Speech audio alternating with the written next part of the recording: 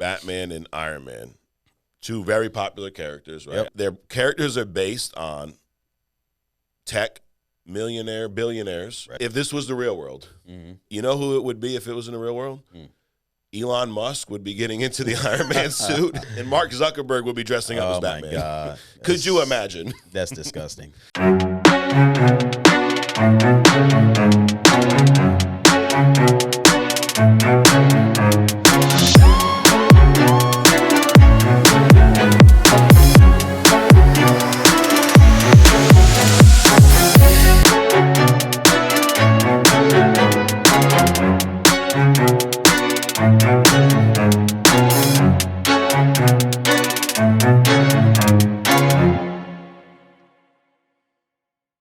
All right. Welcome to another episode of Only Comics. I'm Mike. This is Adrian. Good morning, everybody. How we doing today? We're doing good, man. We slowly trickling into fall. Yes. It's been hot. It's hot. We're It's going hot into fall. this It's like week. 100 degrees. Right. So I don't know what's going on, but Man. heat warnings and everything. Yep. But it'll be over soon. It'll be over soon, but it's going to be just about as hot as this episode right here, Right. I think. Right. And I like the Justice League gear, dude. Hey, I'm Look trying at to rock this. it, baby. I'm trying to Got rock to. it. All right, so we are going to get into some DC stuff today. Okay. Funny, you got Justice League on, Adrian. It's Batman Day next week. Did you know that? Okay. I read something about it, but don't really know anything about it. But hey, we'll discuss it. I don't really know what it is. It's kind of just like an excuse for Batman fans to talk about Batman, put on Batman movies, stuff like that. So Right. we're going to take advantage of it. We're going to talk about some Batman stuff today. Okay. But as always, we kick off our show, Adrian, with our Newsflash Buddy segment. A lot of fun stuff happening this week in the news. Okay. And let's see. So first up, we are going to discuss Warner Brothers. They are developing a new Justice League animated movie trilogy. You said this before, Adrian. You said, I think they're listening to us. Right. A couple weeks ago, you made a statement about Justice League, DC's animated movies being better than their live-action movies. Yep. And now we get this amazing piece of news here. Mm-hmm. And I'm definitely all for it. Anything that they can do to, put out new content in the style that they do it. I just hope they have more mature artists so it doesn't look all crazy. And I hope it doesn't look like the picture that they had in the thing where it's all like crayon-ish. I don't know what that was, but anyway, I'm excited about it. I hope they pump out more stuff, and also I hope they start bringing out more immature, not like young immature, but like less known superheroes and characters from the comics during this animation stuff. Maybe they should listen to your Hidden Gem segment. Maybe so. Maybe they'll find some of these more, less known characters. But Right. So with this news, what the article talked about was, well, first of all, I've never seen Superman Man of Tomorrow. Did you watch that? Came out in 2020. Superman Man of Tomorrow. I probably did. Yeah. But I don't remember it because it was, 3 years ago? Yeah, 3 years Yeah. now. Yeah. Maybe we should check it out and talk about it here because it says that reboots this animated universe. Mm-hmm. Okay, and that's kind of the beginning of this next story where we're going to see these the trilogy of Justice League movies. They talked about now this is DC kind of has like three pockets of movies going on right now, right? Okay. They have their DCU, which is their live action. Blue Beetle is really the first character in that, and then James Gunn has a plan for Superman, Batman, all this good stuff, right? Mm-hmm. You have that. You have the Elseworlds banner. That's the Batman, Matt Reeves' Batman, Robert Pattinson. Also, Joaquin Phoenix's Joker falls under that umbrella. They're coming out with a sequel to that movie, Joker, and I forget the name of it, but Lady Gaga plays Harley Quinn. Okay. For some reason. And then they have the DC Tomorrowverse, which is this animated universe, which is the one that you have said. I agree with you in the fact that it was better than the DCEU. Right. This is where they're planning a Crisis on Infinite Earths. Now, I've not read this full comic. I've saw some of the Arrowverse's take on it, and I've kind of dabbled in it. But it's basically like a big multiverse type of reset story. And have you read this at all? No, not at all. Okay. They did say that they're breaking it up into 3 parts, which I think is a great idea. Okay. Because When I first read this article, Adrian, I was like, I know what I'm going to talk about on the show. I'm going to talk about how everything's going into the multiverse, and it's too much multiverse stuff. Right. But when I saw that they said 3 separate movies, I thought that I think is brilliant because one of my main critiques with Marvel's multiverse is that they rushed it. You know, they set it up a little bit in Loki, and then in Doctor Strange, we learn all about the multiverse in about 4 minutes. Right. Which is something that I think should be spread out among, a few different pieces of storytelling versus one. What do you think? Well, I also like the fact that they're breaking it up into 3 pieces. Again, they're stealing from Marvel. I think it's akin to the Civil War stuff. Yeah. So that's cool. I just hope that they don't do a what was the one, Sam Jackson, that we just watched? Oh, Secret Invasion. Yeah, Secret Invasion. I hope they don't, not 30-minute clips right. and, obscure stuff, and then we end up where we left off or where we started with him coming and going from the space station. Right. Oh, you're saying they're going to spread it up into 3 parts. Let's not make it short little parts. Let's have full. Yeah, I agree. Like, each part should be over an hour. Oh, yeah, absolutely. I mean, I would say more like 2 hours or so. I'll even do 2.5 hours. Yeah. Because it's a lot, I think. And especially when they're going to have all these bodies, involved in it. Right. I'm sure they're going to make it more like me, I make things more complex than they need to be. Yeah. I'm sure they're going to do that, a little bit of that. Right. So we'll see. But I'm excited about it. Yeah, I love the 3-part deal. Because it reminds me of Infinity War Endgame. Right. Imagine if they try to stuff those 2 movies into one. I mean, it's what they've been doing lately, right? Even with the Ant-Man movie and everything is just like we got to get so much into it. So I like this a lot. I'm looking forward to it. And I do think it's probably going to make me go back and watch some of these animated movies. I've seen a handful. I've not seen them all. Right. I've seen more of the Batman ones and Superman ones, to be honest. Sure. But if this Superman Man of Tomorrow reboots the whole universe, I'll check it out. There's a lot of them. I mean, if you just go on to, I believe it's Showtime. I think Showtime picked up DC and Disney picked up Marvel. Yeah. So there's a lot of content there. I think there's also another one where Batman, Superman, and Wonder Woman, they go back in time or to an alternate, like a Western kind of a deal. Okay. So there's one of those things going on too. So yeah, there's a lot of them on Max, HBO Max too. Yeah. That's what I mean. What'd I say? Showtime. We're not giving Showtime. No, Showtime has nothing. I don't even know what Showtime I don't even have Showtime, so I don't even. But Max, and we've talked about the Flashpoint movie on here. Great movie. And there's a handful of Justice Leagues. There's Justice League, I think it's Doom maybe, where somebody steals the plans. Batman knows how to be for every member of the Justice League, and somebody steals it. That was hot. Yeah, that was a good flick. I like that. And even some of the Batman anime, like Batman Hush. Now I don't think it was as good as the comic, but I thought the Hush movie was pretty good. I thought it was pretty good considering I haven't read the comic. Yeah. So it was definitely entertaining, engaging. So that was cool too. I'd be interested to see if you check out that graphic novel, which one is better in your mind. All right, I'll do that. I'll bring it to you. I got it. Okay. And then there's also the Long Halloween. Yep. You've seen those? I saw that. That was good too. So. Same thing with that. Those movies were great, but again, I think the comic. Now, I think those were closer to being as good as the comic than Hush was. Okay. But the Long Halloween comic, I mean, it's 13 issues, and what was cool about when it originally dropped is, no one really knew who the killer was until the end, which is cool in comics. Is usually you kind of know everything. Right. All right, so we're excited for that. What else is going on in the news? Teenage Mutant Ninja Turtles. So Mutant Mayhem. We saw this movie, Adrian.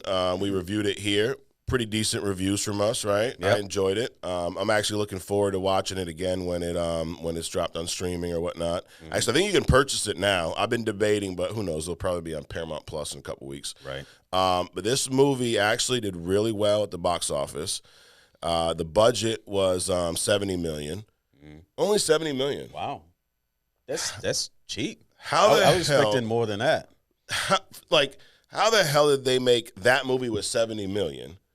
And you know where I'm going, AJ. Right.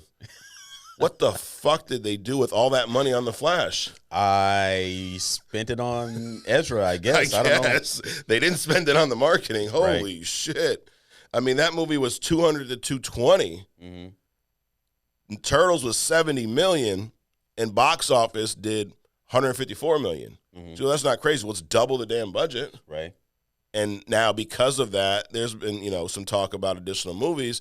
But what I saw in the news this past week was they're working on a video game. Okay, yep. Now, I don't know if you ever played any Turtles video games. I know you said you're big on Ratchet and Clank. Yes. But I remember back in the 90s, Super Nintendo, they had some pretty fun Teenage Mutant. They also had an arcade game. Yep. Turtles in Time was one of them. So, I'm interested in this. I'm intrigued. I mean, I'm I guess like a part-time gamer. Okay. I don't game all the time, but I'd be interested to check this out. What about you? Any memories of playing Teenage Mutant Ninja Turtle games?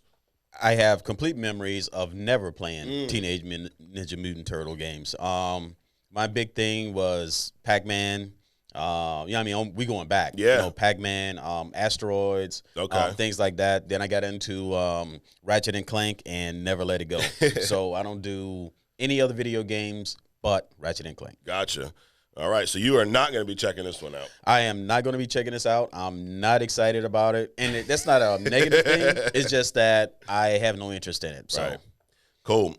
One of the things now, the maker of the game, Outright, they've also made games like Transformers Battlegrounds, Jumanji, Paw Patrol, Peppa Pig. Now, hearing this makes me a lot less excited about this game because these are all games like 5-year-olds can play when they want a game, but they're not ready to play, more advanced games. So to me, they're not fun games for adults. So this is probably geared more towards kids. So anyway, if what they showed in the preview is any indication of what the game is going to look like, it's definitely geared toward kids. Absolutely. Now, here we go. Actually, you know what? I'm going to save this. I'm going to save the fun one for last because I feel like we're going to have to give out the Buddy Award there. But the final trailer for The Boys spinoff Gen V released. Did you check it out? I did. Maybe the biggest comment I have is, you got to cut yourself to get the blood out so you can use like a whip. That's the only thing that really stuck out to me. But outside of that, it looks, atypical The Boys. Right. There's going to be a lot of stuff. I'm sure there's a lot of, R-rated stuff that they can't show in the previews. So I'm looking forward to it. Yeah, and it drops September 29th. Yep. So a couple weeks, and then it will be followed up by weekly shows every Friday. Now, The Boys is a show. We've talked about how Marvel can't seem to understand that a show should be a show and not just an extended movie. Or if you're going to do that, just release it all at once. The Boys feels like a show. Right. It is an overarching story, but the episodes feel enough self-contained to where you can watch it and get ready for the next week. And you've seen all 3 seasons, right? I have not seen all 3 seasons. Actually, I think I did because what's his face got the laser powers and all that. Yep, I have seen them all. Yeah, so I thought it was great. I wish I had more time to rewatch them before this came out, but it looks like it's tied to it. But it really, I got really big X-Men vibes watching this trailer. Now, I know it's based off that anyway, so no, I'm not like, I don't have any inside information. It is based off the X-Men. But I think they did a good job of portraying that with the school. But then there's a little twist to it because there's a part where they start figuring out that the school's not really the school. There's some dark secrets there, which seems pretty intriguing. So I think it's going to be a good show. I'm excited. I'm ready for it, too. Yeah. I just hope they don't – it's intriguing enough and content-wise, it's solid enough to where the preview is not misdirecting. Yes. Because we've often seen movies or trailers where it's like, oh, this is going to be great, and it fizzles out. Like the first 15 minutes, you're watching your watch, and you're looking for the exit, and you're looking for any reason to not watch this crap. Yeah. So looks intriguing. I'm excited to see it when it comes out, but we'll see. And now.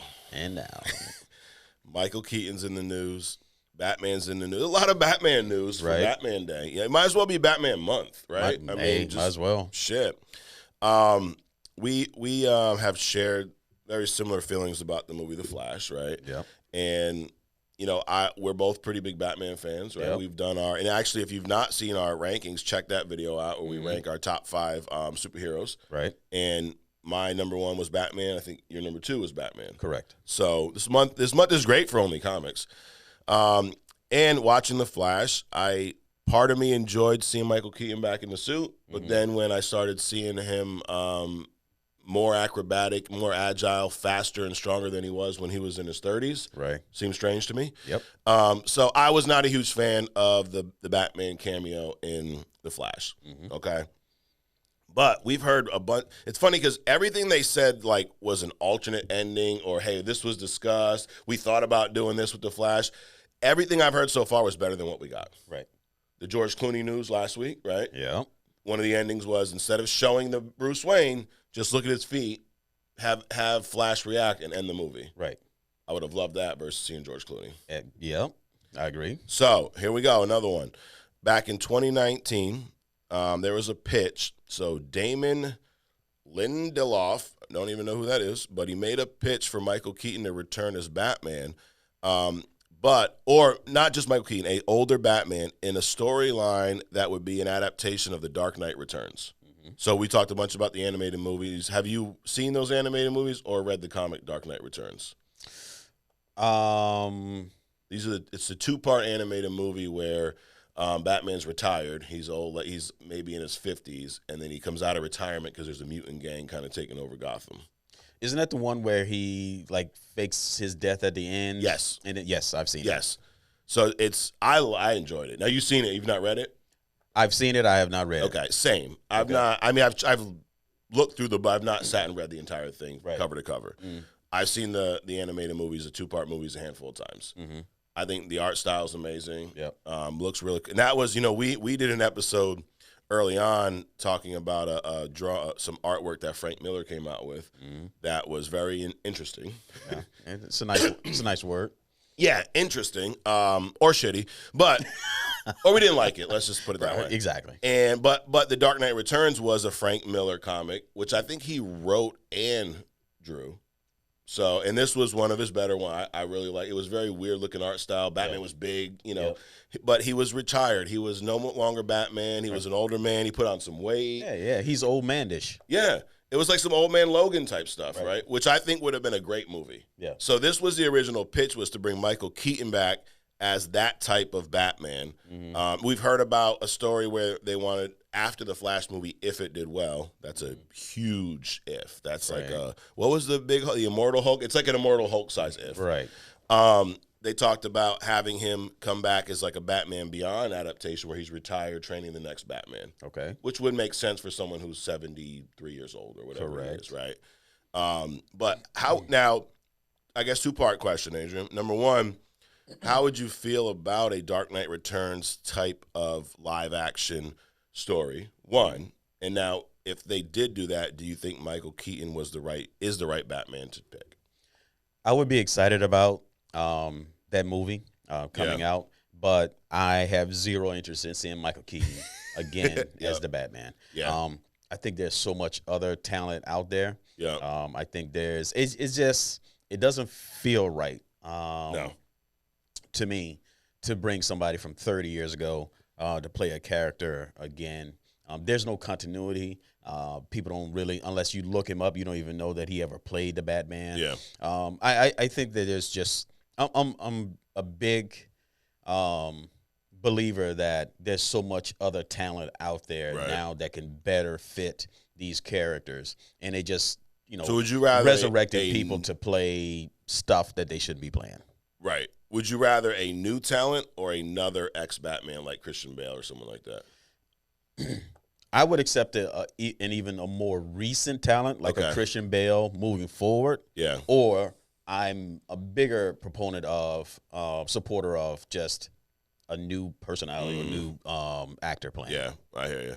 Because that could be, I hear your point because, Michael Keaton played Batman twice, and the last time was like early 90s. Right. It's not like Hugh Jackman playing Wolverine every few years and then having Logan, which is, that older Logan. Right. Like, that's kind of like, that would be the closest movie storyline that we've seen that I would say would be similar to The Dark Knight Returns, where it's that older hero, right? Right. So, but to your point, Keaton has not been playing Batman on a regular basis like that. Well, not only has he not been playing Batman on a regular basis, he hasn't played Batman in 30 years. Mm-hmm. But then the movie audience, what character was Michael Keaton playing the latest, according to the most recent movie audience?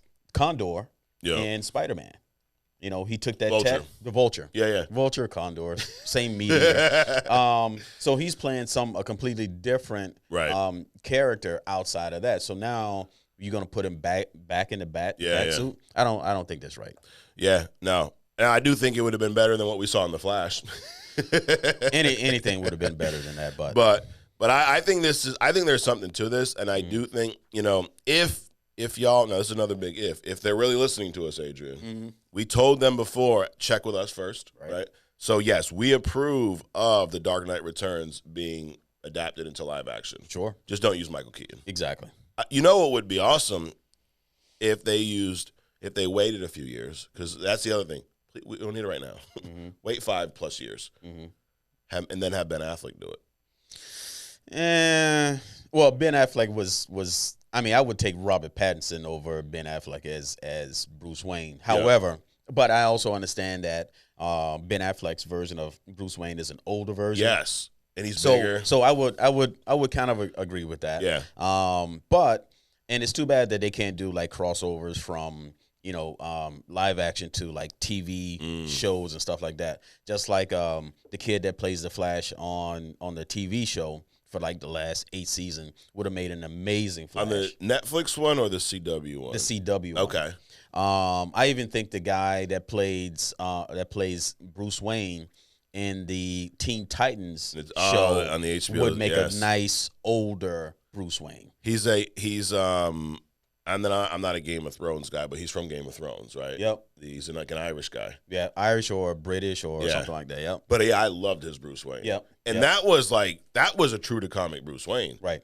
Bruce Wayne is an asshole. Right.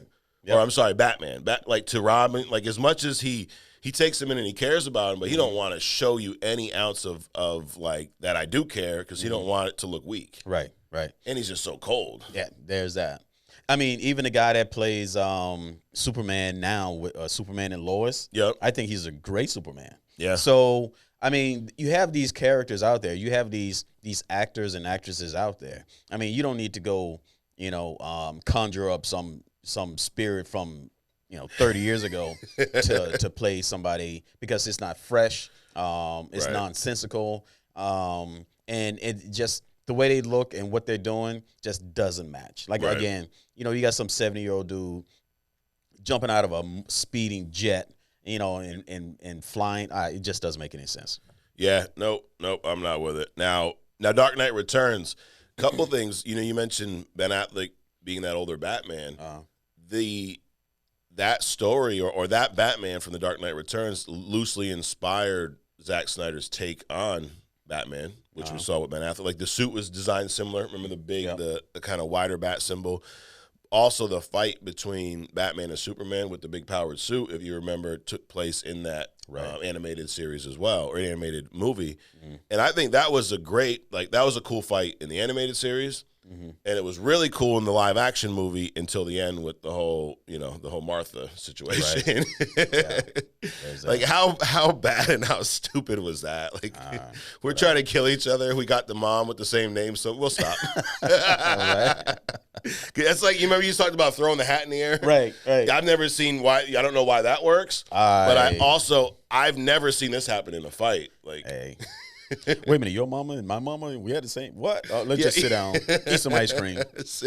Like, and then you wait here. I'll go save your mom. Right. Like, wow. Anyway, but I thought up until that point that was a bad like, you know, as much as I shit on the Snyderverse here at times. Yeah. Now that movie still is very. What did you say the other week? Uneven. It's a very uneven movie. Yeah. But I thought that fight between Batman and Superman was one of the highlights of that film. I sitting there thinking about it. You know, there's so much Batman-Superman interaction. There was one comic where Batman went missing or something, and crime in Gotham started escalating. Okay. So Robin, I think, got in contact with Superman to portray Batman. Yeah. Until he could be found or rescued or something. And Robin was sitting there like coaching him like how to be Batman. Yeah. You know, but when people saw him, he was like, I think the Joker saw him. And he was like, "Oh, you look bigger," you know, but it was Superman in Batman's outfit. So I mean, even something like that, I think would be cool, because they do have this, you know, back and forth, relationship. So it'll be interesting, and I think it's, you know, just a one-off movie about something like that. You know, what happens when Batman goes missing and Superman has to step in, kind of a deal. Yeah, that'd be awesome. And the way DC's been going, we probably would want that to be an animated movie. Yeah, right. All right, so Wouldn't want them to listen to us, make it, and then it's shit, right? exactly, yeah. Because then they're blaming it on us, you know. Yeah, there you go. I think that wraps up the Newsflash. So I'm gonna give the Newsflash award, Adrian. I think this should go to Warner Brothers in general. We gave it to them a few weeks ago for something else that was stupid. Yeah. So Warner Brothers, Newsflash, buddy, you shouldn't have had Michael Keaton in the Flash. Right. And if you were going to use him at all, it should have been in a Dark Knight Returns story. But even that, don't use him, use somebody else. You know what? Just talk to your animated department. They've got great ideas, great continuity in movies. Just stop bringing up the stuff. Again, you made a couple of bad movies. Don't keep resurrecting them, because what you're trying to do is make an excuse for why you made a bad movie. Exactly. Just bury it. Let us forget about it. Move on. Make some more good stuff. There's plenty of content out there, and I think we'll enjoy seeing it moving forward. Absolutely. And this kind of goes to the whole, I talk about, I hate when directors have to tell you what happened in the movie after the movie. Right. Like, it's kind of the same thing. Stop telling us all the better ideas you had. How about you just use the better ideas? There you go. Use them I know we screwed that up and you don't like it, but this is what we were going to do. Right. And if you need direction, watch only comics. Absolutely. We'll give you the direction before you actually make the movie, and then you can execute with the content. 100%. So, all right, only comics. Adrian, you got a segment here called Hidden Gem. Yep. Who do we got on Hidden Gem this week? This week we got Constantine. Okay. So there's different elements to the comic book universes. Yep. You have like the power sets, you have the technology, you have the gods, and then you got like normal people. Yep. So this is kind of a normal person kind of an event, but it's also part of that magic. Okay. World. So he has magic, but he's not super powered. Correct. Okay. Correct. So this week is Constantine, DC character. Yep. He's a Brit. Okay. He's kind of an asshole. Right. Chain smoking, drinking, but he's super smart. And he's developed, unlike other sorcerers. He would be classified as a sorcerer. Okay. Probably one of the, if not the more powerful sorcerer in the DC realm. Okay. Would you compare him to like a Marvel Doctor Strange level of power? He falls in between, I would say, Scarlet Witch and Doctor Strange. Doctor Strange would just annihilate him. It wouldn't even be a thought, but he's probably more powerful than Scarlet Witch. Okay. Gotcha. And you said he's from overseas. Yeah. Right. Now, this magic, at what point? Actually, let me backtrack. I read this. He strangled his twin brother with his own umbilical cord. Well, that wasn't like his fault. He was a twin. Yeah. He was a twin, and his twins, got wrapped up in his umbilical cord. Okay. So he kind of killed him and the mother. So that's how he got his start. Got it. He wasn't born with magic powers. He learned to use magic powers. Okay. He's like a stage magician. Yeah. And then he made some pretty strange deals in order to get to where he is now, but very powerful. But he doesn't really use magic as much as he could use magic. Okay. He uses his wits, which is also kind of one of his superpowers. But I mean, he can shoot blasts. He can summon demons. He can do curses. He can make people forget things. He can do illusion casting. He can move between worlds or dimensions. Mm-hmm. So he has like a lot of power sets. Not power sets in the theme of like Superman. Yeah. But he has a lot at his disposal. One of his biggest things is that he's, like I said, super smart. Some stunts he's pulled off. He conjured up. And this also has to do with his attitude. Yeah, he's conjured up Triton. Okay. To light his cigarette. Threatened God. Yeah. Right. Who is it? Darkseid. Yep. Darkseid threw him from Apocalypse through space to Earth. Yeah. And his magic allowed him to survive that. Okay. And land safely on Earth. Things like that. Wow. And when they talk about him, they say things like, well, he outsmarted God and demons and even Batman. Yeah. Right? So they put Batman like above everybody else when it comes to strategy. Right. But he even outsmarted Batman. How do you outsmart Batman? Well, I mean, he just kind of tricked him. But that's what he does. He also has this thing where he can be in the right place at the right time for things, which actually kind of makes him unbeatable. Yeah. Not that he has power like that, but because he can be at a certain place, he has this uncanny ability to be at the right place at the right time. That he wins in money and almost puts him like in the right position. Comics version of luck. Yes. Like the Domino from Marvel. Yes. Yep. Like she was in Deadpool 2, where everything's blowing up. The tank, the what the hell's the thing called? The big bus kind of blows up over her, and it just misses her. Right. And she's just, right. Yeah, no problem. Yeah. Stuff like that. Okay. So so he's like a sorcerer detective kind of thing, but his biggest real superpower per se is persuasion and tricking people into getting into doing things or getting out of things. Got it. He's a pretty interesting character. Yeah. I mean, I knew about him. When he first got on my radar was the Keanu Reeves live action. Yeah, from 2005. You're right, from 2005. And I've never seen that. But it's a good show. Yeah. You should watch it. Okay.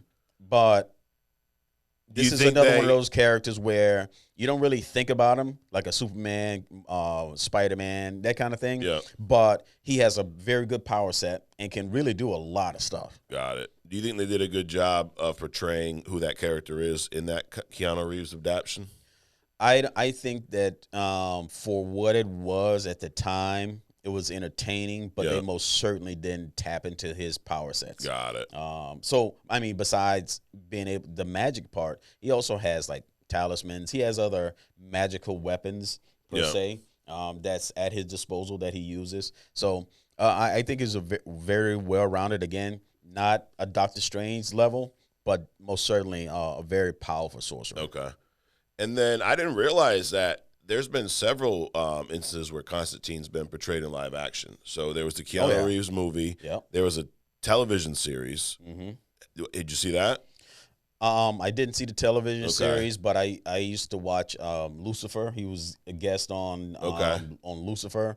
I mean, this dude, he can go back and forth between heaven and hell at will. Yeah. And he's done that.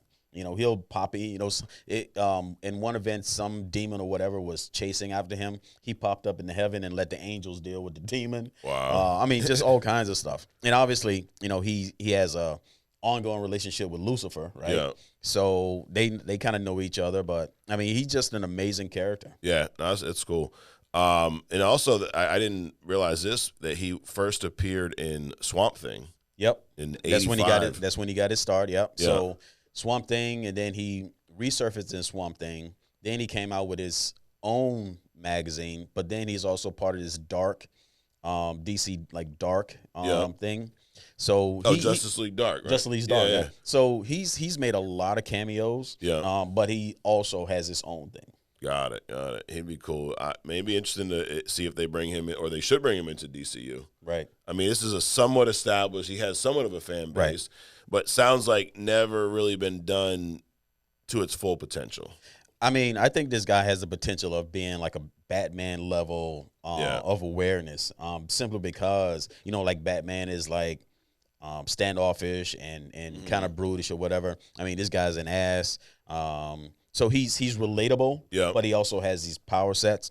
And it would be DC's challenge to like a Franklin Richards to portray that power set in the appropriate way. Yeah. But I definitely think he can be like another, household name in the comic book world. Would you call him a hero, or is he more like an anti-hero? He's definitely a hero. I would definitely call him a hero. Okay. He's not like a Dr. Doom, or he'll switch sides. He's mostly this. But if I need to work with superheroes, I will. No, I would classify him as a hero. Got it. Cool. And also, this is interesting. Alan Moore, he was the one who created the character. and he was, I guess, big fans of the group The Police, and he designed them to look similar to the artist Sting. Right. Correct. I didn't know that. That's cool. Now, Alan Moore is I think he's most known for Batman: The Killing Joke. He also worked on Watchmen. He did a lot with Swamp Thing, but really cool. And I've been a big fan of Batman: The Killing Joke. That's probably one of my favorite Batman stories. All right, hidden gem. Nice job, Adrian. Yep. Oh, just one last thing is it's just to kind of like peek into this guy's head, right? So I guess he tricked the devil into drinking holy water, and when he was weak, beat the shit out of him. I mean, that's just how his mind works. He's just off the charts. Dude. Yeah. So interesting character. I definitely wouldn't mind seeing more of him. Pop around, cameos, things like that. He has some live action stuff. He has some walk-ons. He has some animated stuff. So really cool character, I think. Now, I'm not a huge fan of Keanu Reeves' acting. Yeah, I feel like I just feel like there's not much there. It's which is why certain characters it works. Like it's Neo in the Matrix, it works there. Do you feel like he portrayed or did he embody that character in that movie at all, or was it off? So when he did that, this is like the world introduction, live action introduction to Constantine, right? Yep. So the movie was pretty good. So it's kind of like Blade. It's kind of nostalgic, right? Where at the time there was no predecessor. Yeah. So he didn't have anything to compare or do better than. Got it. So I think he did a pretty good job. And I agree, Keanu Reeves is kind of he's kind of a one-dimensional actor, but he's done a great job of finding movies that can highlight or best suits his personality. I don't think he could pull it off today, a Constantine. No. Considering, but they need somebody more dynamic, more kind of flippish, and he's not that character. Got it. Cool. All right, King of the Comics, Adrian. This is round 2. Okay. We got through the rest of round 1 last week. So we're gonna find out. Oh, this is where we find out the winner from each division. Okay. Right. So Superman and Hulk from the Super Strength division. And again, this is if these two are just fighting, not who's stronger, but Superman's fighting Hulk. And we said in the beginning, like, these are not fights, like they're not fighting on Krypton or they're think of Thor Ragnarok when there's a big Coliseum. Right. And we're just pitting two people in the pit and they're going to fight. They can use what they have there, right? Yep. So Superman's there, Hulk's there. As much as it pains me to say this, Adrian, I'm going to say I think Superman wins that. I disagree. Okay. I think Hulk could do it. Really? Yeah, because at some point, because also remember, Hulk, he has no upper limit to his strength. Yeah. The angrier he get, and meaning that the more he gets his ass beat, if that's happening, then the stronger he's going to get. Super reproductive abilities. Superman, he's kind of limited by, so he's like a battery. He drains down.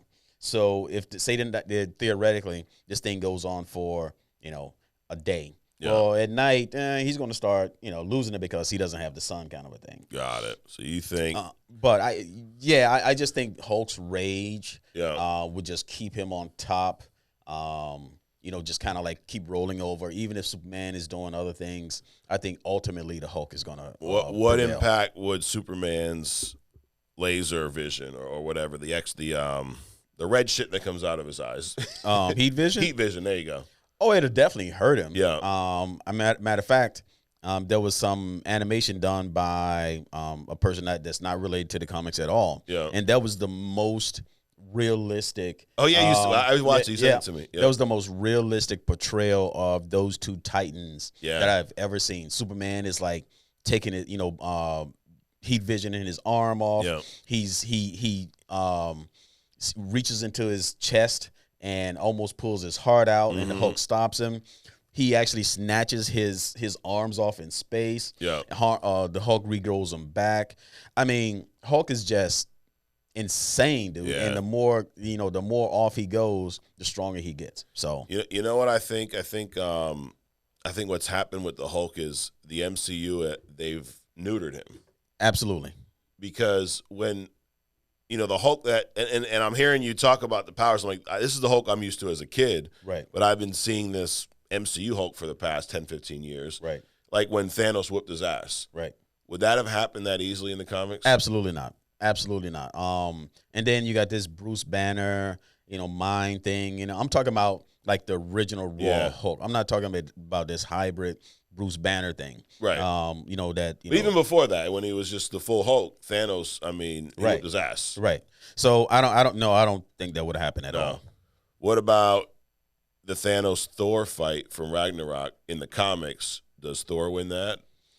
I don't think so. No. Thor does have a limit. Yeah. But he's also arrogant and not very strategic. Right. So his arrogance gets in the way. Yeah. It kind of slows him down. So no, I don't think he would win a fight with. You know what? We're not going to break out the coin yet. You sold me, Adrian. You sold me. So I'm going to agree with you that Hulk is going to move on to the next round. Tech Mastery. Mm-hmm. This is the winner of the Tech Mastery division. Now, Iron Man beat Cyborg. Yep. And Batman beat Lex Luthor. Okay. Here we are. Batman versus Iron Man. You already know who I'm going to pick. Right. Batman, I'd say winning. Uh-huh. What say you, Adrian? I'll agree with you. Batman dominates in this because, so first of all, Batman has been trained by the most proficient combatants in history. Ra's al Ghul. Yep. I mean, he knows 40 different. He's mastered 40 different fighting styles. Right. He's got all this stuff. Even without his utility belt, even without his uniform, his costume, he's a formidable opponent. Right. Iron Man is all tech. Yep, he's all suit. He has been trained by Captain America to some degree, but he's not a full-on combatant. He requires his tech. Right. And Batman, during a confrontation, even a meeting, he's analyzing you. He's looking at ways to defeat you, whether he has to or not. Mm-hmm. That's just the way his mind works. So even coming up to an initial confrontation, you're already beat. Right. So I'm thinking Batman 100%. Yeah. And, it's funny, you think about these two, Batman and Iron Man, two very popular characters, right? Yep. I think, Iron Man way more popular now than he was probably when you were into him growing up, right? Because of the MCU or whatnot. Batman was always been top level, top 5 in popularity, I would assume, right? And their characters are based on tech billionaires, right? Now, what's funny is, if this was the real world, this is how much more cooler comics are than the real world we live in, Adrian. You know who it would be if it was in the real world? Elon Musk would be getting into the Iron Man suit, and Mark Zuckerberg would be dressing up as Batman. Oh, my God. Could you imagine? That's disgusting. So comics take the real world and make it a lot cooler. Right. All right, next up, Doctor Strange and Morgan Le Fay. I'm going with my man Doctor Strange, the sorcerer or whatever his code name is. But who are you going with on this one? Sorcerer Supreme, right? Sorcerer Supreme. Doctor Strange. All right. My man, he can do a lot of stuff, including, and I didn't even think about this. They talk about creating perpetual wealth. He can create any amount of wealth that he needs to sustain his lifestyle. You don't think about that, but he can do that stuff too. So Morgan Le Fay is more like a dark magic spell caster. Yep. She requires incantation, potions, things like that. Doctor Strange is just badass. Yeah, absolutely. And I think that I really like what's his name, Benedict Cumberbatch's portrayal of Doctor Strange. I agree. I mean, he's like what's his face with Iron Man? Yeah, Robert Downey. Robert Downey with Iron Man. The Chris guy with Captain America. Yeah. The T'Challa guy. Yep. I mean, just Chadwick. certain actors just nail the role Yeah. and make it. Hugh Jackman with Wolverine. And they nail the role, and it's like people don't want to see anybody else. No. But how did that happen? Well, they gave somebody a chance. Right. If you keep resurrecting these crypt keepers, you're not Yes. going to give other people a chance to master these roles or take over or own these roles. Absolutely. So that's my whole big thing about, bringing back, all these old guys. Red Hulk, don't need him.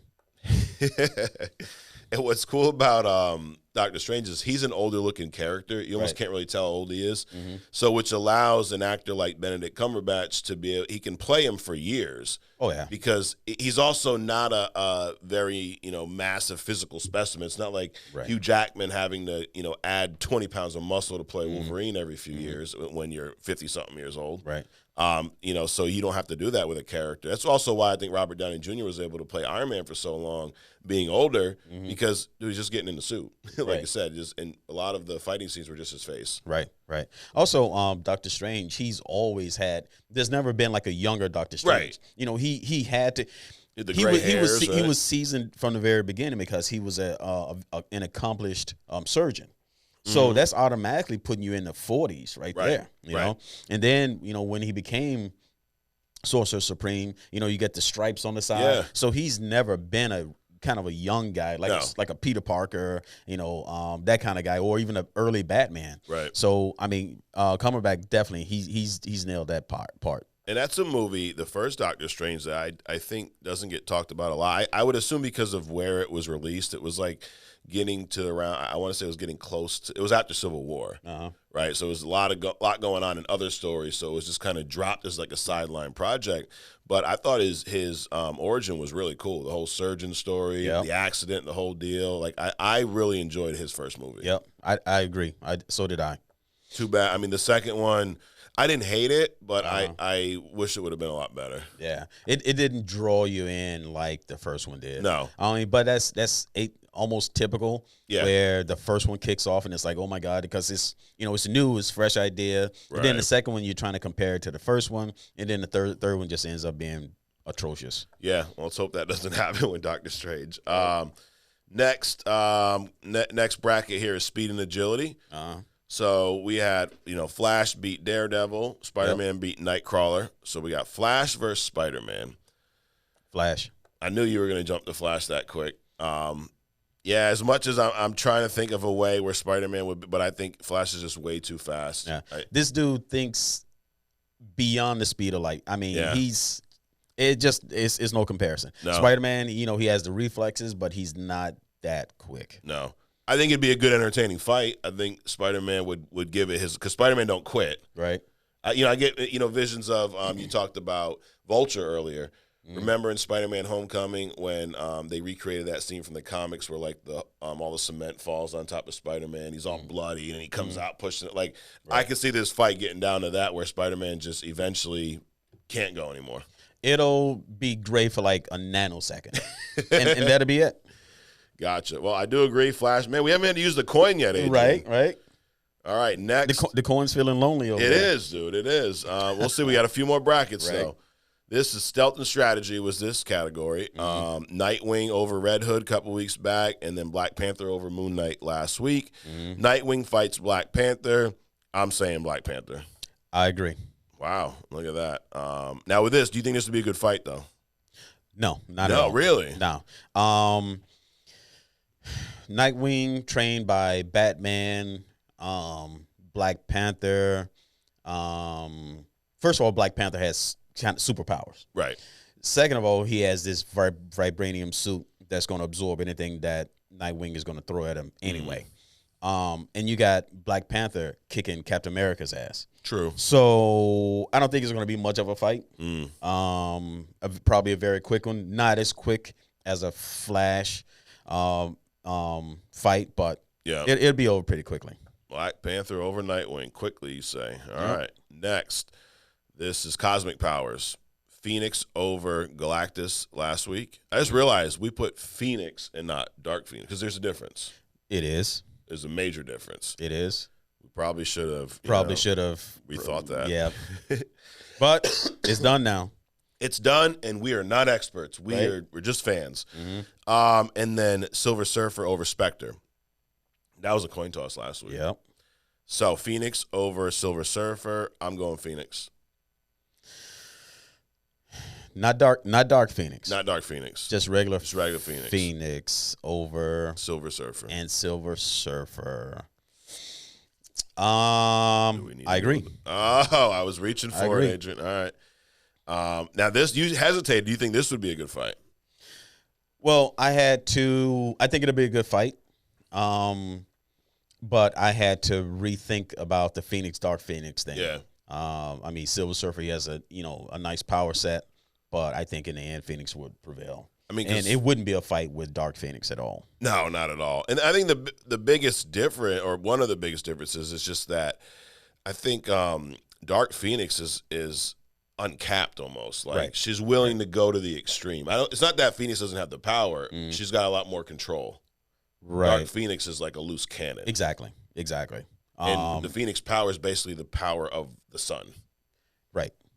Or actually, like, I don't know, the universe, galaxy. Yeah. Anyway, she has a lot of stuff. Yeah. I think that's beyond Silver Surfer. So yeah, I think Phoenix. Yep. Phoenix over Silver Surfer. Any version of Phoenix over Silver Surfer. We got two more, Adrian. Yep. You know what? I'm going to go in reverse order because I think this one's going to be more fun to talk about. I'll save the best one for last. All right. Psychic and mind control. White Queen or Moondragon? I'm going to go. And we did establish that White Queen, Emma Frost, same character. Right. I'm going White Queen. I agree. Oh, Moondragon is sexy and all, but actually they both are the way they're drawn in the comics. But I agree. Yeah, I think like if Emma Frost would be like one of the hottest characters. Right. Definitely. The last one. This one's tough. You don't know what it is yet, do you? Nope. Deadpool and Wolverine. Healing and durability is this category. These characters are very similar. Wolverine's one of my favorite characters, one of yours as well, right? They both have regenerative healing. Wolverine's got the claws, the adamantium over his entire body. Would you say that does Deadpool have a stronger healing factor than Wolverine? Absolutely. Yeah. He can regenerate limbs and whatnot. He can regenerate anything. Yeah. Yeah. But here's the thing, because I'm thinking that makes me lean towards Deadpool. But at what, like, how quick can he regenerate, though? Because if Wolverine's cutting through his heart or something, he ain't going to regenerate that. Well, I think Deadpool's power set, it doesn't require him to regenerate. Okay. He can function around like bullets and holes in his brain. Yeah. Missing limbs, things like that, and he's still whimsical. He's still talking. He's still doing this. So I don't think he needs to regenerate in order to still function. Wolverine needs to regenerate. Yeah, but Wolverine also has the indestructible metal, adamantium all over his body. Right. So are you saying Deadpool would beat Wolverine? I'm saying he would outlast Wolverine. Not necessarily beat him, but he would outlast him as far as the power set is concerned that we're discussing. So, one-on-one fight. Yep. I'm going to say Wolverine.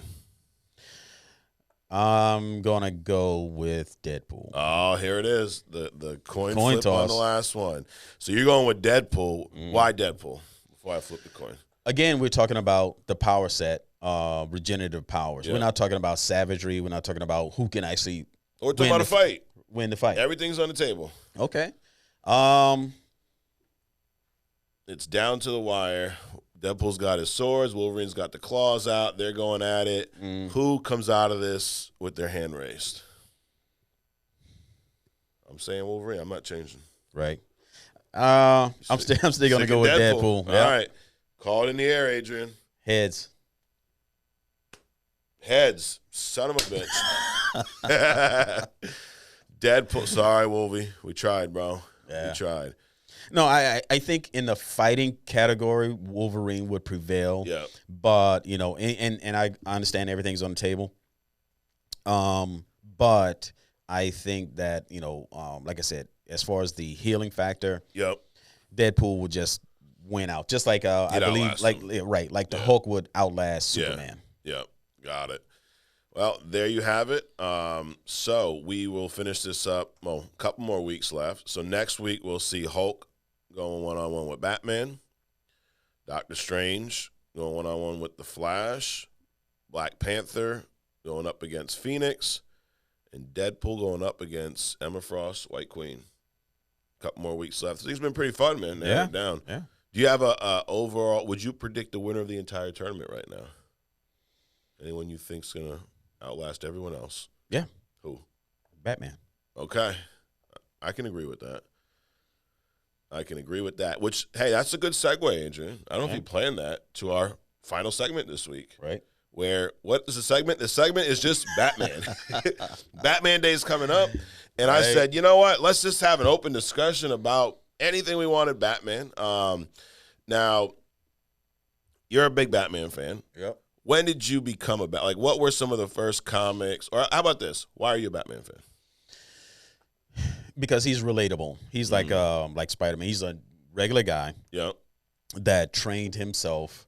We're both into fitness. Yep. He's trained his mind and his body to be precise. Yep. He's trained his body to be at the top of what he can be. Mm-hmm. He has the money to back him. The lifestyle is cool. He's slightly psychotic. Yep. I love the fact that Batman is the Bruce Wayne is the mask. Yes. That kind of a thing. So I don't know when he got on my radar. I just don't remember when he wasn't there. Yeah. As far as I've been into comics. Yep. That's a great way to put it, because it's now with me.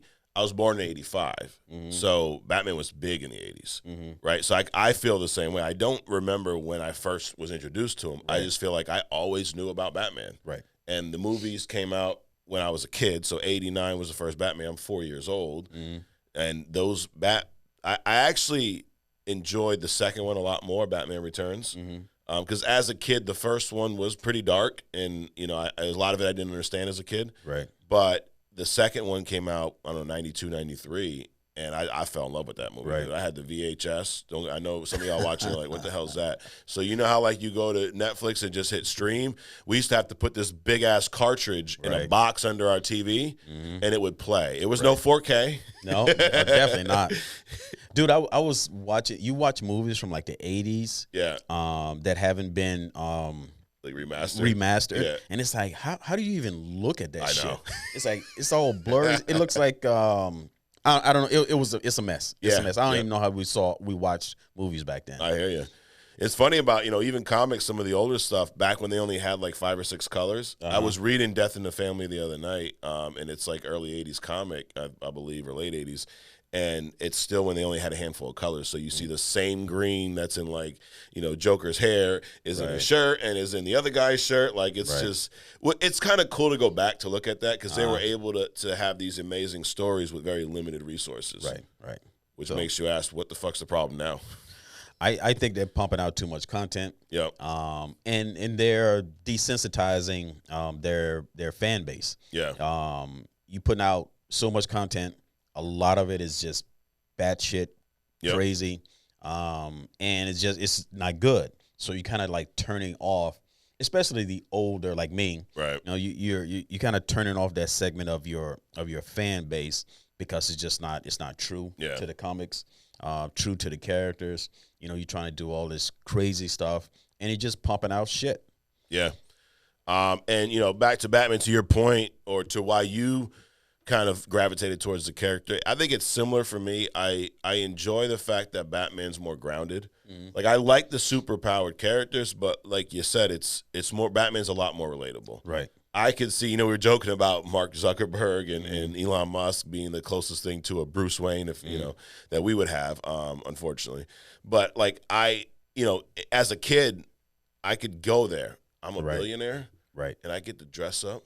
Yep. And go out at night and beat the shit out of bad guys. Like, as a little kid, that's cool. Right. And then I think Batman was cool. Like, there's a lot of characters, like, Green Lantern, these powers, but he's a fucking green guy glowing. That's not cool to me as a kid. Right. You look at things like, if I train my body and I learn some stuff, I can make a couple of tools and I can go and do that. Absolutely. That's how you feel about it. Yep. As opposed to, well, I can't be Superman. Yeah, I can't be born on Krypton. Lifting planets and all this other kind of stuff. Yeah, because it almost, you're right, it does make it seem like it's obtainable. Like, exactly. I mean, crazy amount of work ethic and crazy amount of dedication, but there are individuals out there that know multiple forms of martial arts. There are individuals out there that are, with some level of upper genius intellect. Like, they're out there. Yep.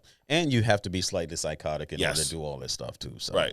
Which I think at least I could, with childhood, all kinds of stuff could relate to. You're like, oh shit, I get that, dude. Right. And even that, like the whole idea that family's not just the people you're related to, because I mean, Alfred raised him. Yep. Parents died when he was young. Alfred raised him, and he kind of has this habit of taking in orphans in a way, right? With all the different Robins and all this extended Bat family that he's kind of selected, but they're not his blood, right? And it's stuff I relate to that, And even Alfred's pretty badass. He is. I mean, he's military background and all this, so he's pretty badass too.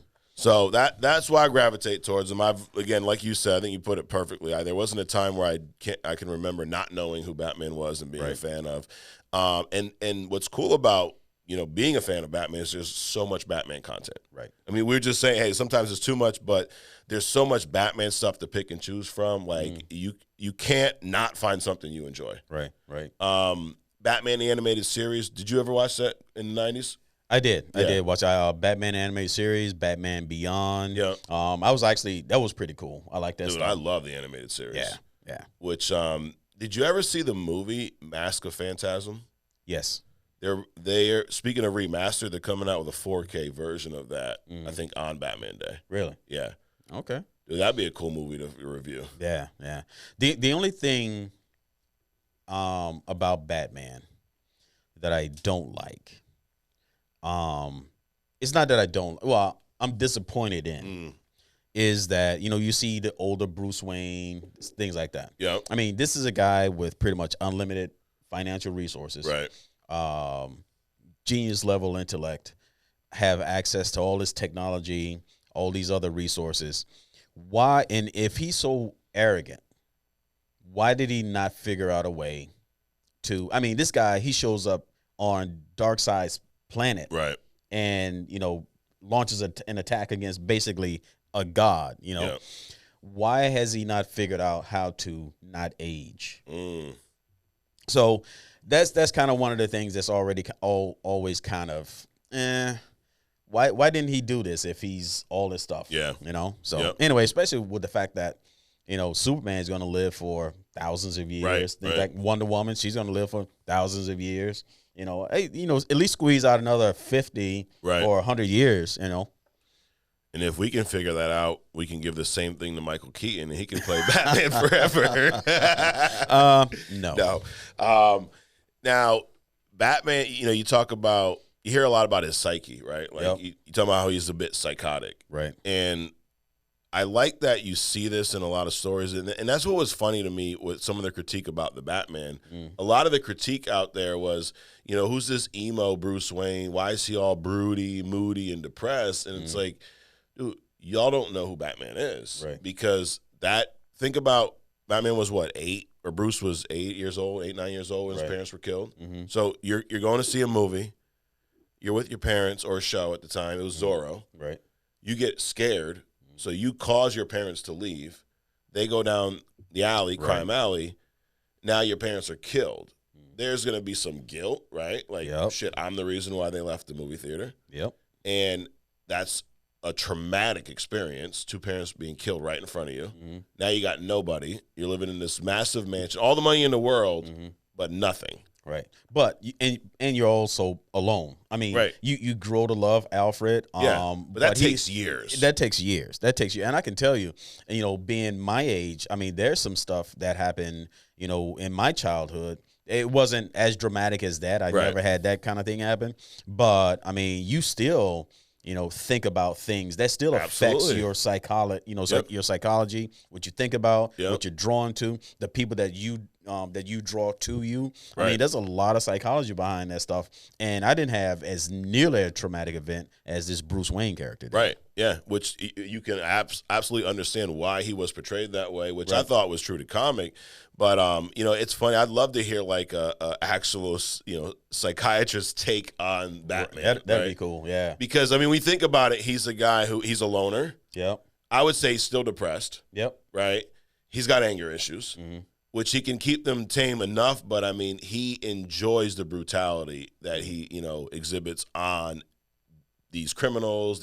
He won't kill, and I know that's a thing of yours where you're like, it also. I thought that's where you're going when you're talking about the aging, because I know you're not a huge fan of the don't kill rule at times. Right. But dude, the brutality, he has no I think he enjoys that. Right.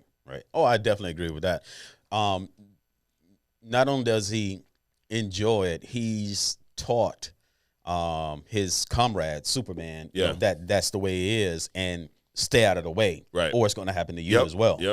So and his psychosis, I don't see his psychosis as even the trauma from his parents dying and being raised by Alfred and all this other kind of stuff.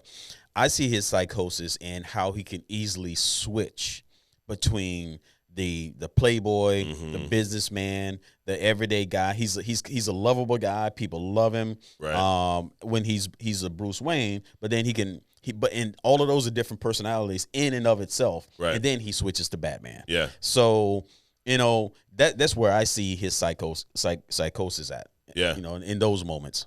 Which, we went through our we ranked our Batman and Bruce Wayne before in the show. Yep. So check out that video. That was a good time. And even though I didn't pick, Bale's my top one, and we're kind of joking back, but I do, as much as I'll say, you'll throw one up higher than me, and we'll go back and forth who's the best. I still enjoy all of them. Right. And I do think in The Dark Knight, except George Clooney. Yeah, except George Clooney. Yeah, I shouldn't say all. Yeah, except George Clooney.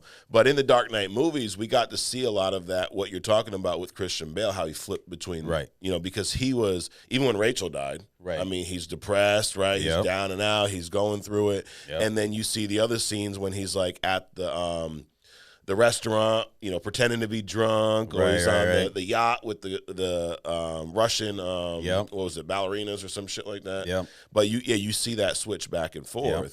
And I think he did. Now, in fairness, Robert Pattinson's Bruce Wayne is not the Playboy yet, so we've not got to see that there. Right. I mean, Pattinson. I chose Christian Bale because of the range that he's been able to portray. Yeah. Maybe some years from now, as the Pattinson Batman, Bruce Wayne matures, we'll get to see a little bit of range. But also, he's just starting out. When you look at it, the Pattinson Batman movie, he has a journal. And it says year 2. Yeah, year 2. So he's just getting started. Yeah. So he's this young Batman, and he has a long way to go. He's not. He's definitely not the Playboy thing. No. He's rejecting all the business stuff. Yes. Alfred is trying to force him into, showing up for business meetings, and I don't care. Blah blah. Yeah. Remember when he's like, the accounts coming? He's like, why are they coming here? It's because I can't get you out of the house. Exactly. So I mean, he has a long way to go, and I just hopefully they will give him equal opportunity to grow and mature as this Bruce Wayne Batman. Yeah. Even though I don't like Pattinson like that, I'm still seeing him as Edward. Yeah. I just hope they give him the opportunity to grow and mature as they did with the Christian Bale character. I think they will, based off of Matt Reeves. So have you seen Matt Reeves' Planet of the Apes trilogy? This was the one with James Franco, was in the first movie, the newer one. The newer, yes, I have seen them when they're Caesar. Caesar. Yep. Yes. So this is why I think I hear where you're getting at. Let's give. I don't want to see the same Bruce Wayne show up to the Batman 2. Right. Because this was year 2. Mm-hmm. He's progressing. He should be maturing. He should be evolving. Right. And the reason why I feel like it's in really good hands and that will happen was the progression between those Planet of the Apes movies. Okay. And Matt Reeves handled that. Right. And there was think about Caesar from movie 1 was a pet. Exactly. Caesar movie 3 is like leading an army. Exactly. Even Miles Morales matured between his 2 movies and stuff. So amazing stuff. Yeah. So and I would love to see some of that in the Batman 2 where Robert Pattinson is now, he has to be Bruce Wayne. Right. He has to pretend because he can do it. I mean, he's charming, like we've seen in other movies, right? So him tapping into that a little bit here would be cool for that progression. Right. I almost think that it's a requirement. Yeah. Because, we all know how Batman is, but again, Bruce Wayne is the mask, and we need him to be able to portray that. Right. Because then that solidifies Batman. Yep. You can't have just Batman kicking people's asses all the time. Right. You got to have the Bruce Wayne component in it. Yeah. So I would love to see some of that, his acting ability across that Bruce Wayne character. Right. And I think Pattinson can handle that well. Yeah. I mean, he's a great actor. But I think so far from what we've seen on screen, because to your point, he's only had one movie. Right. Christian Bale really nailed that duality between the characters. Yeah. I wasn't a big fan of Michael Keaton's Bruce Wayne. I thought his Batman was good. Yeah. But his Bruce Wayne just felt off to me. I agree with that, but I mean, I put him right above the George Clooney thing. Yeah. So I didn't really feel him at all. Yeah. And he wasn't Batmanish. That's not a good word. Like anyway, he didn't portray Batman or Bruce Wayne the way I have those characters fixed in my mind. Yep, I agree. And so, I mean, Batman's a borderline lunatic. Oh, absolutely. Which it's funny because, they talk about him and Joker. Like, Joker has said this several times, like, we're the same person. Exactly. And I wouldn't go that extreme, but I would say I see a lot of similarities in the two. Mm-hmm. I also like the fact that, in this Robert Pattinson version of Batman, they actually show some relationship development beyond the fleeting Playboy stuff. Yes. Because, and I would like to see more of that too. His relationship with Catwoman. Yep. His relationship with Wonder Woman. Yep. Things like that. Right. So he's had some very strong relationships, and I'm sure he would just, douse them, because that's what he does. Yep. But they were stronger than a typical ballerina kind of relationship. Absolutely. Deal. So I like to see that kind of development too. Yep. And, I mean, you do see, we talk about Batman being a loner, being closed off, but you do see signs of just the fact that he does care when he brings in, when he brought in Dick Grayson. He's at the circus, whatever adaptation you read, but essentially he's at the circus. Dick Grayson's parents get killed by some mobster, right? And then he sees him there and kind of takes him in, right? Trains him to be Robin at 13 years old. And that's where you go. It's like, that's the good and the bad with Batman, right? Because he is Batman. So it's like, I ain't bringing you in just to be my adopted son and hang out. We're going to go fight crime together. Right. But, you also got the Batgirl, Batwoman stuff. And these aren't people that he brought in. They adapted their stuff around him. Yeah. And he kind of allowed it, per se. Because he could have just crushed that in a hot minute. But he allowed it, and he matured. And, everybody talks about him being alone. He's not ever alone. Right. He has his work. He has the business. He's distant. Yeah. But then he's also got Robin, Batwing, Batgirl, Batwoman. And then a range of villains that he has to deal with. So in his mind, he's never alone. Right. Standoffish, distance, yes. Not alone. Oh, yeah. Try to get mushy-gushy with him. He's going to shut it down. Like I remember some scenes. It may even be in Under the Red Hood. I don't know if you've read that comic run, but that's a great one. Yep. There's a scene where Nightwing comes back, and he's in the car with Batman. And he's like, made some comments about the sea. He's trying to be funny. He's asking him about Jason, and he just shuts him down. Right. Oh, no, it was about the Catwoman relationship. I think this may have been Hush. I may be getting them twisted. Okay. But Nightwing is like, oh, so you're, I think it's a good idea with Catwoman, blah, blah. And he's like, yeah, I didn't ask you. Like, just wants nothing to do with it. And that's so Batman, like all business, Yeah, because, he's in a mode, he's in a zone now, and he doesn't need the discussion. So, yeah, we're not going to talk about my personal relationship. And I think that's probably, one of the key characteristics of Batman is he keeps his emotions close. He's not going to show them. Right. He'll show rage and anger, but he ain't going to show him any other emotions. I think he shows rage and anger as a tool, like one of his utility belt weapons, because it kind of throws his opponent off. I've not seen too many situations where he's actually just been off the chart. Right. So I think he wields it like a weapon as opposed to just I think it's something very that controlled. Yeah. So yeah, I think that's a good point. Very controlled. A few instances I think about in Hush when he thought that Joker killed his friend and he fucking loses it on him. Right. You know, he almost kills him, and Jim Gordon kind of pulls him back. And we saw a few scenes like that in the Batman, like at the end when he bashes a criminal's face in because he attacked Catwoman. Right. Which leads me to, something else that's interesting about Batman. He's a hero. There's no confusion about that. Yeah. I wouldn't even call him an anti-hero. But he will work with villains at times. Sure. Like his relationship with Catwoman's very dynamic, very love-hate-ish, right? Because, they fall for each other, and eventually I think they get married in the comics at some point. But they also go at it a lot, and she's a thief, right? So I've even seen some comics where he's worked alongside Poison Ivy a little bit. Yep. Who else? Harley Quinn at times. Harley Quinn. So he's not afraid to kind of use his resources around him to get what he wants. Notice his resources are women, though. Yeah. I don't know what's up with that. Yep. And also training kids. I don't want to go down that. I don't want to go down that. Going down that rabbit hole. Yeah, why are we always talk about child endangerment here, dude? Right. Hey, you're 13. Let's go on this rooftop and fight some people. Right. It's as bad as the pregnant Spider Woman in Spider-Verse. Yep.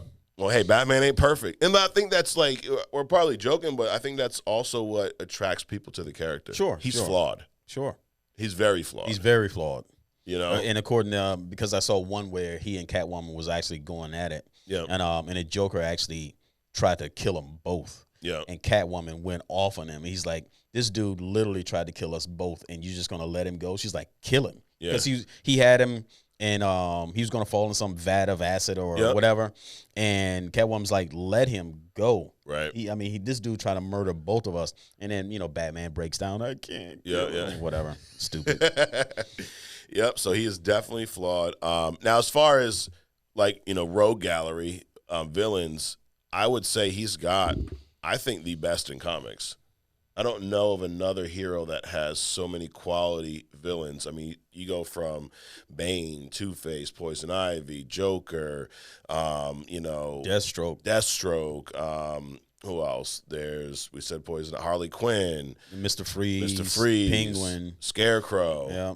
I mean, you get endless. into some ridiculous shit like the Riddler and some of those kind of freaking Calendar Man, fifth tier, villains. But he has a lineup, so they definitely keep him busy. And then on top of that, he's got to keep his allies in check, right? Stay out of Gotham. Yep. If you come into Gotham to play, get my permission first, absolutely. And then all this other kind of stuff he's got going on. So he's a busy guy. Do you have who are some of your, if you had to pick 3 favorite villains of Batman, who would it be? 3 favorite? Yeah, top tier for you. Hey, that's a story with Batman's going against X, Y, and Z. I want to read that one. Deathstroke. Yeah. Ra's al Ghul and Joker. Okay. I would go Joker. God, this is tough. Joker. I like Bane. I like I like Batman being outmatched with Bane, and I like Two-Face, man. I like when it's the Two-Face because there's all these different depictions. I like when it's like the Long Halloween, when it's the Harvey Dent that worked with Batman turns a Two-Face because it's real personal. I like that. Not the Tommy Lee Jones Two-Face. But really great rogue gallery, and then stories, dude. I mean, comic stories. I think Batman has some of the best DC stories. Oh, absolutely, and they're the best because he's personable. Yeah. We can see us as him, and also not only can we be a regular person and with a little bit of money, a little bit of creativity, work on our body a little bit, we can do some things. Yep. But we can also relate to his pain. Yeah. We can also relate to his adversaries as a regular person. So I think I think when Superman's son chooses Batman as his first, his best superhero over his own dad, you're badass. Absolutely. You're badass. Absolutely. And I mean, I'll throw out a few of my favorites. We talked about Death in the Family, which I do enjoy. I don't like the whole Middle Eastern, freaking Joker being some dictator or whatever. It's just strange. Right. But I thought for what it did to the comics. Now, some of my favorites though, Hush, Long Halloween, which we're gonna do a long Halloween review in October around Halloween time. Okay. And I think we've both seen the movies. We'll read the comic and then just do a whole episode dedicated to that. Okay. We can talk about movies, comics, whole deal. But Hush, again, one of my favorites. Year One, I love Year One. That's and I gravitate more towards the grounded stories. Right. You know, I don't like seeing Batman in space and all that stuff. Like, I understand the whole Justice League connection, but I like in Hush where Superman's in it, but it's not way over the top. Right. They go to Metropolis for a little bit, and that's when Superman was Poison Ivy had control of Superman. Right. And then Batman, was it a kryptonite bullet or something he kept in his belt? There was some type of kryptonite he kept on him. He always keeps like a chip or like it's not a particular shape, I don't think. More like a crystal. Okay. That he keeps with him. Just in case. Just in case. Yep. He's always got a contingency plan for everybody around him, including his friends. Yeah, absolutely. That's what makes him amazing and psychotic at the same time. It's like you want this guy to be your friend, but you're really not sure. Like, I don't know, man. But yeah, I mean, Dark Knight Returns, great story. Yeah. God, there's just so many. Yeah. So I think for next week, Adrian, what do you say we review one of these? Okay. Well, you pick. I'll hit you up in a week. Right. I can't think of anything off the top of my head. All right, so you're gonna pick so much content. Yep. You're gonna hit me up. I mean, we have Death in the Family. So some of the ones we'll save along Halloween for October. Yep. But Death in the Family, Hush, Year One, Dark Knight Returns, all on the table. Dark Victories on the table. There's plenty. So you'll pick a series, and we'll review it next week. We'll do a deep dive into a series or a show or a movie. Comic book series. Comic book series. Yeah. Okay. Because we've not done that. We've done shows. Right. We've done movies. And so, we got comics right here. We might as well review a comic for once. There you go. All so, right. yeah, one of these storylines. So, there you have it. Batman. Both big fans. All this talk about Batman, dude, I'm ready to go home and watch some movies. Right. I'm hungry, too. Right? Get some pizza or something. Last question, Adrian. Of all the Batman, and this is not necessarily your favorite, but let's just say you're in the mood to get some real Batman feel, right? You want to immerse yourself in Batman today. What movie are you going to throw on?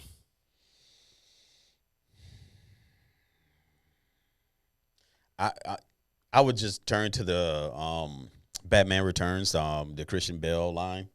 Dark Knight? Dark Knight. Yep. Okay, you got me scared of Michael Keaton. No. Okay, no, Dark Knight. The Christian Bale trilogy. Yes. I would watch that. You'd watch the whole thing. All three of them. Yeah. Right, back to back to back. Yep. I love the Tumblr, everything. Yes. It is a great series, man. Yeah. I know I sometimes throw some shots at it because I think it gets a little overhyped, with certain people. But I also really love the new version. But so I would pick the Batman just because it has the feel of those grounded comics I like, the real detective story. Right. But I do every once in a while, man, every couple of years I watch the Dark Knight trilogy. Yeah. And what I love about that is kind of the same thing that I think we'll see with Matt Reeves and the Batman is the progression. Each movie feels very different. Right. I'm actually going to go back and watch The Batman again. Okay. Because you always pick up something different every time you watch these things. So I'm going to go back and because it's very dark, it's very moody. Because when he comes out, he's new. The cops don't like him. Right. Gordon is trying to get him in there. Yep. So there's a lot of things going on. And, but we'll, so I would, if I just want to just sit down for the day and just wipe out a whole day, I'll do that trilogy. Yeah. And then I'll follow up with The Batman. Okay. That's that's an awesome day. I think I want to do that on Batman Day, dude. That sounds like a fucking amazing afternoon. Right. Leave me alone, right? Exactly. Yep. Exactly. Try not to fall asleep. It's a lot of watching, There's that. But yeah, leave me alone. Don't talk to me for 15 hours? Right, just watch all of them. Bust out the trampoline every once in a while, jump up and down while you're watching. You get the heart pumping, so you can stay awake. Absolutely. Cool. Well, dude, fun as always. Yep. Guys, thanks for watching, downloading, tuning in. Hit the subscribe button so you know when we drop new videos. We're going to come at you next week. We're going to review a Batman story from the comics. Okay. So it'll be our first comic review here on Only Comics. And then we got a ton more Batman stuff coming up next month. We're going to do the long Halloween deep dive, which is probably one of my top 2 or 3 Batman stories. I love that comic and the movies. So there you have it. I'm Mike. This is Adrian. Peace. As always, we're here on Only Comics where we discuss comics and Only Comics and then maybe some other stuff. We'll see you next week. See you.